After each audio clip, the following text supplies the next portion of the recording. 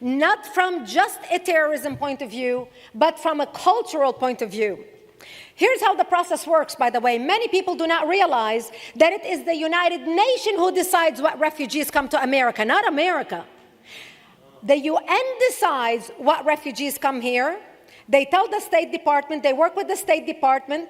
The State Department works with 9 federal contractors to resettle the refugees in America. 6 out of the 9 are religious charities who are set up basically to help them bring the refugees. And these churches are not passing the bucket on Sunday morning to collect the $1 billion price tag to resettle the refugees. Oh no, they are collecting it from the Treasury Department, your pocket and my pocket. Here's the names of the 6 religious contractors out of the 9, and I'm just naming the religious ones. Church World Service, Episcopal Migration Ministries, Hebrew Migrant Society, Immigrant Aid Society, Lutheran Immigration and Refugee Services, United States Conference of Catholic Bishops, and World Relief Corporation. They work with 350 subcontractors to resettle these refugees, and the subcontractors deposit them in 192 cities across America. The contractor gets $1,125 per refugee per head to spend in the first 30 days to basically buy them a coffee pot for their new home, lamps by the bedside, clocks, bed sheets, etc., dishes, knives, etc. By the time a refugee lands, he or she are only a taxi ride away from a warm meal in their own home. And then on top of that, the subcontractor gets to pocket $1,000 extra paid by you to spend it on themselves. So per refugee, these people are making $2,125, or per family, a little bit over $11,000. It is a cash cow, and everybody's jumping on the do-good wagon in order to make a ton of money because there are hundreds of millions of dollars to be made. And by the way, the subcontractors work with the refugee for 6 months, and after that, they start the whole process again with their extended family. This is the cash cow that it is. By the way, all these agencies working on bringing refugees are having a huge demonstration next week, Wednesday, in Washington, D.C., anti-Trump, no Muslim ban hashtag. And they are demonstrating because, they are such humanitarians. They want to bring all these refugees to the United States because they really care. It is not about the humanitarianism. It's about the hundreds of millions of dollars that's going to line their pockets. Here's an example of how much these religious charities are getting and what's going on, for example, behind the line. Lutheran Immigration and Refugee Services is 95% funded by your tax dollars. We looked at their forms, 990 form, the IRS filings for 2015. Their total revenue for that year was $59,862,000 and some change. Total federal grants were $55,341,000 and some change. And they received from your money almost $2 million loan for a service fee. For more details, go to their federal grant, go to their usaspending.gov, enter Lutheran Immigration and Refugee Services, and see the number of the hundreds of millions of dollars in contracts they were able to collect in the last 8-9 years. Episcopal Migration Services is 99.5% funded by your tax dollars. So why should we be concerned about these refugees coming into the country and what they are bringing with them? Let's talk about what we are seeing in Europe with the cases of rape and sexual assault that's now happening in America. This is what's happening now in America. Cases of rape and sexual assault reported already in 6 states where refugees have been resettled: Massachusetts, Idaho, Virginia, Utah, California, North Dakota, and Minnesota. They have no respect for women, children, or our American values. Welcome to the new American citizens we are importing. They are bringing with them diseases that were once eradicated in the United States or under control.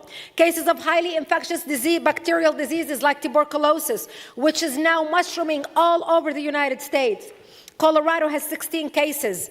Ohio, 11 cases. Vermont, 35 cases. Wisconsin, 117 cases. And by the way, these cases, a lot of them are active tuberculosis, and it's drug resistance, which means it costs us, the taxpayer, $185,000 per patient to be treated, and it takes them 6 to 8 months to be treated. Meanwhile, they're walking around infecting everybody else.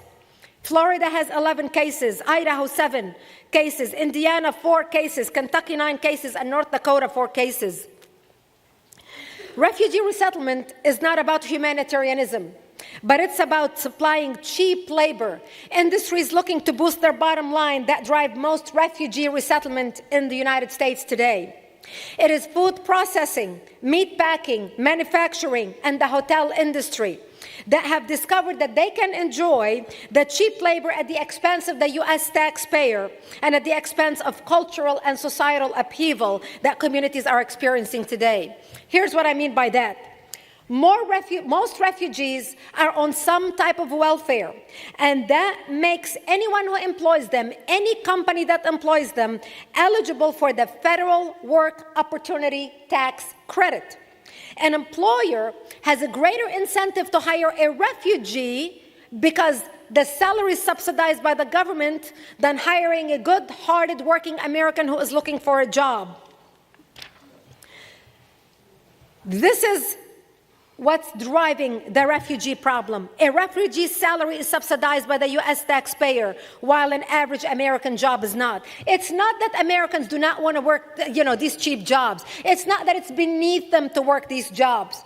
It's because the companies are not giving them those jobs because they're giving them to cheap refugees, paid for by the same American who used to pay his taxes to the Treasury Department while he had a job. And now the regular Americans going to the back of the line, paying for the salaries of the refugees we are importing to this country, who hate America, do not share our values, and a lot of them actually are working against our own country. Here are some of the companies that are leading the charge in bringing refugees to the United States. Chobani Yogurt. How many of you know Chobani Yogurt or even use Chobani Yogurt? Chipotle, Starwood Hotel, Starbucks, just to name a few. These are the drivers of the refugee resettlement industry. They are contributing hundreds of thousands of dollars in their local communities to state elected officials, to city council on all levels, basically bribe money to keep them happy so they can approve bringing in refugees into their communities. They are doing this specifically where their facilities is being based and their operation is based. Chobani Yogurt has done this to perfection in Idaho. And now let's talk about terrorism threat coming from the refugee population. ISIS already came out and said that they have already embedded 4,000 ISIS operatives within the refugee population in order to come to the West and create terrorism attacks in the West.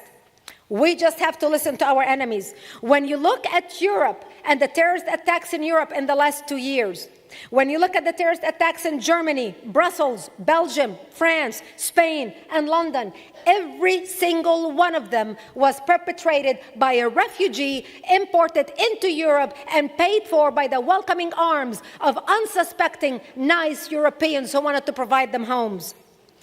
The buck stops with the Republican Congress. Tell your representative in Washington, starting now, that you want them to support President Trump in protecting the country and reforming our refugee program, and start controlling the spending on admission program.